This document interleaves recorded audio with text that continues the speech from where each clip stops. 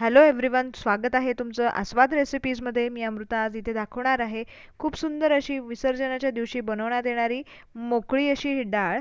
हरभऱ्याची डाळ आहे, अतिशय सोपी आहे. इथे आपण 1 वाटी हरभऱ्याची डाळ घेतलेली आहे. स्वच्छ दोनदा पाण्याने धुवून घेणार आहोत आणि त्याच्यानंतर आपण 2 ते 3 तास आपण हे भिजत घालणार आहोत. 2 ते 3 तास झाल्यानंतर ही डाळ छान भिजते. तुम्ही बघू शकता मस्त भिजलेली आहे. ह्याच्यातलं सर्व पाणी आपण इथे काढून घेणार आहोत आणि त्याच्यानंतर आपण ह्याला फोडणी करणार आहोत. इथे मी पाणी सगळं काढून घेतलेलं आहे. आता फोडणीसाठी आपल्याला लागणार आहे थोडंसं जिरं, हळद लागणार आहे, हिंग लागणार आहे, चवीनुसार मीठ लागणार आहे, भरपूर कोथिंबीर इथे घेतलेली आहे, फ्रेश कढीपत्त्याची पानं आहेत, किसलेलं आलं घेतलंय, खोवलेलं खोबरं घेतलेलं आहे आणि मिरचीचे काही तुकडे घेतलेले आहेत. आता फोडणी करायला सुरुवात करूयात. त्यासाठी पॅन गरम करायला ठेवलेला आहे. त्यामध्ये आपण 1 चमचाभर तेल घालून घेणार आहोत. आता तेल गरम झाल्यानंतर आपल्याला फोडणीचं बाकीचं साहित्य घालून घ्यायचं आहे. इथे मी जिरं पहिल्यांदा घातलेलं आहे. त्याच्यानंतर आपण इथे हिंग घालून घेणार आहोत. जिरं छान फुलतंय, तडतडतंय छान जिरं. आता यामध्ये हिंग घालून घेऊयात. त्याच्यानंतर हळद घालून घेणार आहोत. हळद घालून झाल्यानंतर आपण यामध्ये कढीपत्त्याची पानं आणि मिरचीची तुकडे हे आपण घालून घेणार आहोत. मिरची तुम्ही वाटूनही घालू शकतात, काहीच हरकत नाही आहे. हिरवी मिरची आणि आल्याचं वाटण यामध्ये तुम्ही प्रसादाला घालू शकता. गणपती विसर्जनाच्या वेळेस बऱ्याच ठिकाणी ही डाळ बनवली जाते. तर इथे मी तुम्हाला माझी रेसिपी शेअर करत आहे. जरूर लाईक करा, शेअर करा आणि सबस्क्राईब केलं नसेल तर जरूर सबस्क्राईब करा.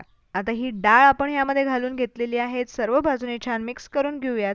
आता ही डाळ शिजण्यासाठी आपण थोडंसं पाणी यामध्ये घालणार आहोत. त्याच्यापूर्वी आपण इथे किसलेलं आलं जे आहे ते यामध्ये घालून घेणार आहोत. आलं अगदी थोडंसं घेतलेलं आहे मी. तुम्ही तुमच्या चवीनुसार, आवडीनुसार कमी जास्त करू शकता, काहीच हरकत नाही आहे. छान मिक्स करून घेऊयात. थोडंसं पाणी घालून आपण ही वाफवायला ठेवणार आहोत. तर इथे मी साधारण अर्धा ग्लास यामध्ये पाणी घातलेलं आहे आणि याला छान वाफवून घ्यायचं आहे. आणि ही वाफ आलेली ही मोकळी अशी डाळ विसर्जनाच्या दिवशी खिरापतीसाठी तुम्ही बाप्पासमोर नक्कीच ठेवू शकता. आता यावरती आपण झाकण घालून घेऊयात आणि मध्ये मध्ये आपल्याला हलवायचं आहे. साधारण याला 10 मिनिटं लागणार आहेत. इथे मध्ये मध्ये हलवत आपण डाळ शिजली की नाही ते चेक करणार आहोत. अगदी थोडंसं पाणी उरलेलं आहे. आपण बघूयात. डाळ मस्त अशी ही दिसतीये आणि मस्त बाप्पाच्या प्रसादासाठी ही खिरापतीची डाळ आपली तयार आहे. यामध्ये आपण चवीनुसार मीठ घालून घेणार आहोत. परत एकदा मिक्स करून घेऊयात. अगदी 1 चमचाभर मी यामध्ये पाणी घालणार आहे आणि त्याच्यानंतर 2 ते 3 मिनिटं आपण परत एकदा वाफ आणायला ठेवणार आहोत. तुम्हाला माझ्या रेसिपीज कशा वाटतात हे मला कमेंट करून सांगायला विसरू नका. माझ्याकडून कोणत्या कोणत्या रेसिपीज हव्या आहेत हेही मला कमेंट करून सांगायला अजिबात विसरू नका.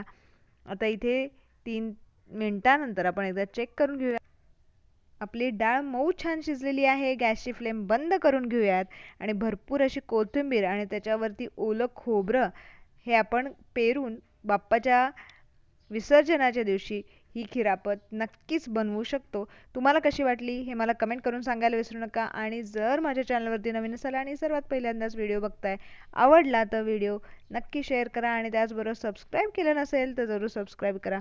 आपली ही खिरापतीची डाळ तयार आहे. बाप्पासमोर तुम्ही नक्कीच दाखवू शकता. Thank you for watching my video. परत एकदा भेटूया तशीच एक छान रेसिपी घेऊन.